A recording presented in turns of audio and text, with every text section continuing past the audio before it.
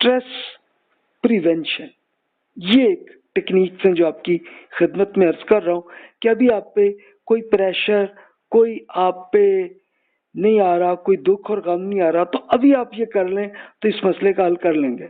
लेकिन ये तब आप पे अगर प्रेशर आया और आप पे जब स्ट्रेस का सिलसिला आया, जब आ गया, तो उस टाइम उसको हल करना मुश्किल होता है। तो अभी कर लें तो अभी हल है। एक इसके लिए स्ट्रेस प्रिवेंशन का एक तरीका ट्रेनिंग, ये जो आप मेरा लेक्चर सुन रहे हैं उसकी ये ट्रेनिंग हो रही है।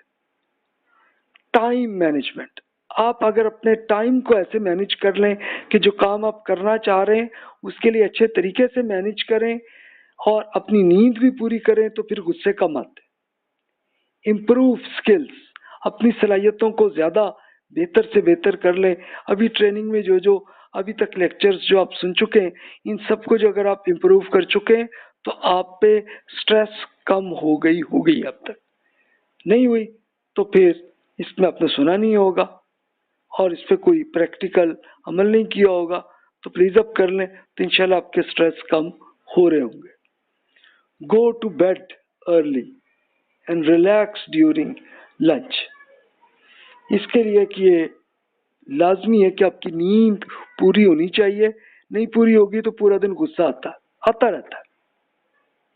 तो इसलिए जल्दी सो लें तो फिर नींद आपकी टाइम अच्छा, वरना होता यही ना कि आपने अगर अपने स्कूल कॉलेज या ऑफिस में जाना हो तो एक उसकी तो एक बिल्कुल टाइम होता है ना, तय होता है, तो इसलिए आपको उठना ही पड़ता है। तो इसलिए जल्दी सो लें ताकि आपकी नींद लंबी हो जाए। और इसके लिए ये टोटका मैं अर्ज कर रहा हूँ कि जो मैंने प्रैक्टिकली इस्तेमाल किया, रिलैक्स ड्यूरिंग लंच। इसमें आपको 1 घंटा तो मिलता ही होगा ना आपको अपने ऑफिस में या कॉलेज में भी, इसमें आप रिलैक्स करें और वो करें जो आपको पसंद आता हो। बस आपको गपशप का शौक है तो वो कर लें। अब मैंने प्रैक्टिकली क्या किया था कि लंच के 1 घंटे में, अब सऊदी अरब में था तो वहाँ पे तो ये होता था कि 1 घंटे के अंदर नमाज का टाइम नहीं होता था, बल्कि जोहर वो पहले ही हो चुकी होती थी, हम पढ़ चुके होते थे, तो इसलिए 1 घंटा पूरा अवेलेबल है। अब मेरा ऑफिस इस जगह पे था कि समुंदर के पास था, तो मैंने अब क्या करना कि जनाब अपना लंच के लिए थाली मैं इस्तेमाल करता था वो पहले ही ले लिए और ऑफिस में जाते जाते ले लिए। अब करना क्या है कि जनाब वो जैसे 1 PM का टाइम आया तो वैसे ही जनाब उठ के गाड़ी में गए और उसको लेके समुंदर के सामने आ गया। अब वहाँ खा लिया, खाने में 15-20 मिनट लगे, अभी 40 मिनट्स मेरे बाकी हैं, 45 मिनट्स बाकी हैं। अब मैं क्या करता था कि आराम से खिड़कियां खोल के, अब समुंदर की हवा जो है वो आ रही है और अब मैंने अपनी जो सीट है इसको बैक कर लिया और वहां से आराम से लेटा और एक तरह का कैलूला मिल गया। और ये 10 मिनट भी बहुत होती है, तो वहां मिल गए 40 मिनट। इसमें आए और फिर जनाब चले, अब 2 बजे का टाइम आया कि ऑफिस में होना जरूरी है, तो चलो 1-2 मिनट पहले उठ के आए, आके ऑफिस में आ गए, बात खत्म। तो अब ये देखिए कि इसका बहुत फायदा हुआ। इन उससे फिर ये होता है कि पूरी एनर्जी जिस्म में, स्पेशली लंच के बाद का जो टाइम है इसमें बड़ी रहती है। वो फिर होता है कि 3 घंटे तक ऑफिस में काम करना, और वो 4 घंटे भी होते हैं कई जगहों पे, वो भी रहा, वो किया, काम भी सही कर लिया, और फिर भी इतना टाइम होता है कि जिस्म एक्टिव होता है। तो उसमें जनाब आपका जो भी इंटरेस्ट हुआ, इसलिए मेरा इंटरेस्ट था कि बीच में आते आते बीच में कोई लेक्चर सुन लिए या ऑफिस जो है, ऑफिस नहीं बल्कि कुछ इल्म को अपना बढ़ाने के लिए कुछ बुक्स पढ़ ली, और फिर जब पहुंचे घर में फैमिली को टाइम दिया, खाना वाना खाया, और फिर जाके कोई थोड़ी सी गेम भी कर ली। ये देखिए कि ये सारे इस तरह से टाइम मैनेजमेंट ऐसे अब करें तो फिर भी इतना टाइम बच जाता था कि नींद पूरी होने का टाइम फिर भी बच जाता था। और उसके लिए ये लाजमी है कि आप लेट सिटिंग को छोड़ दें, टेक अ गुड ब्रेक। छुट्टियां जितनी आपको मिलती हैं आपके कॉलेज में या ऑफिस में जरूर लें और इसको सिर्फ एंजॉयमेंट करें और कुछ ना करें, जो आपको पसंद है वही करें, कोई गेम करें। फिर असेसमेंट द रीजंस स्पेशली आपकी फैमिली में, जॉब में, बिजनेस में जो जो प्रॉब्लम्स आती हैं उसको भी नोट करते चले जाएं साथ साथ।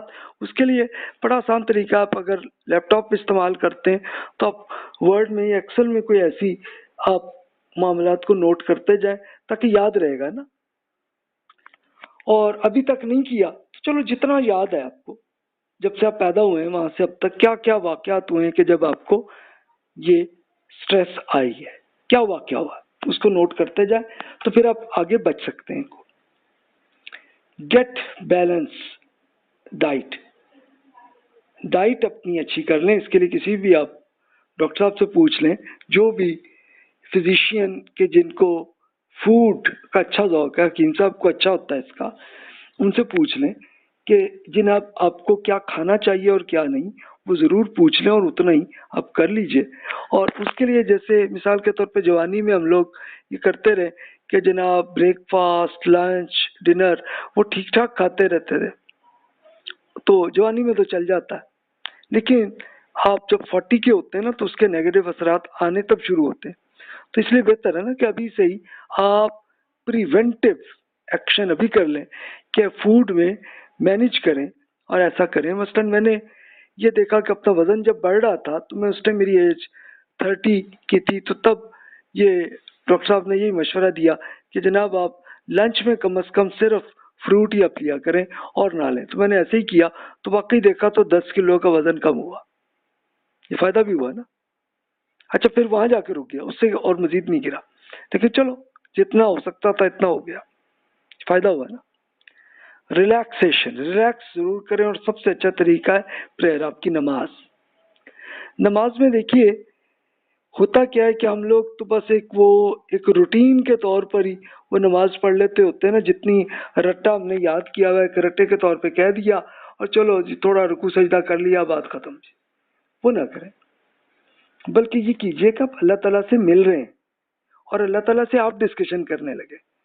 तो इसमें ये है कि आप कम से कम नमाज में जो लाजमी अरबी में है उसका तर्जुमा याद कर लीजिए। ये ज़्यादा लंबा नहीं है, ये मुश्किल से आप 1-2 मिनट में आप याद कर लेंगे। और इसको आप मसलन आप फौरन जैसे अब सूरह फातिहा में आप वो लाजमी है ना वो पढ़ेंगे तो आप उसमें आपको फौरन याद आ जाएगा कि कायनात का रब अल्लाह ताला है और मैं ए अल्लाह मैं आपकी इबादत करता हूँ और आपसे ही मदद मांगता हूँ। तो ये देखिए फौरन आपके अंदर रिलैक्स आपको खुद फील हो जाएगा। ये आप इस तरह से सोचेंगे, यानी अब ठीक है जुबान में आपने अरबी में कह दिया, लेकिन उर्दू में या आपकी जो भी जुबान है उसका तर्जुमा आपने वो आया तो फौरन आपके ज़हन में इतना सुकून आएगा। इसके बाद फिर आप दुआएं जो जो भी आपको आती हैं, जो जो भी आप करते होते हैं, तो इसका मतलब को भी आप याद कर लें। ऐसे करेंगे तो फिर आपको मज़ा आएगा। और इसमें उलमा में इख्तलाफ भी है कि भी आप दुआ तो आप अपनी ज़ुबान में भी कर सकते हैं, कुछ स्कॉलर्स का ये ख्याल है, कुछ कहते हैं कि नहीं जी अरबी में ही करें। जो भी आप बेहतर समझते हैं, जिसको भी आप दुरुस्त समझते हैं वैसे आप अमल करें। और अगर आप अरबी में लाजमी समझ रहे हैं तो चलें उसको आप उसका तर्जुमा ज़रूर याद कर लें, बस इतनी बात है।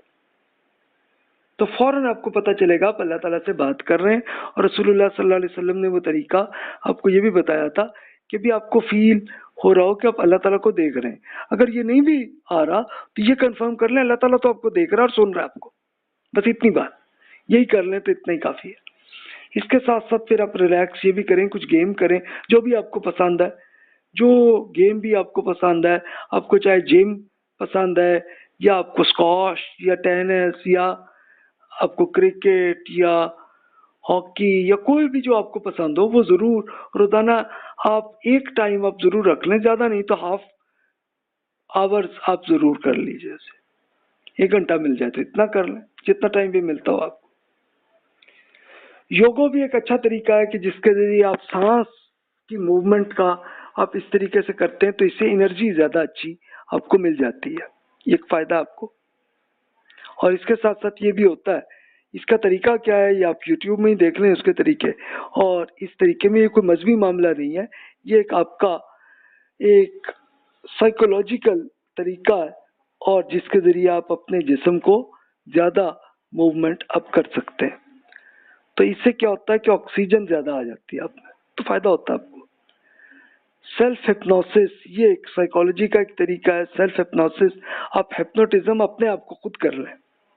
इसके लिए भी आप यूट्यूब में ही आप सर्च करें और अपनी जुबान में ही आप इसको उसका ले लें साथ, जैसे सेल्फ हिप्नोसिस उर्दू, आप इस तरह करके सर्च करें, आपको तरीके मिल जाएंगे, आप वो करके देखें।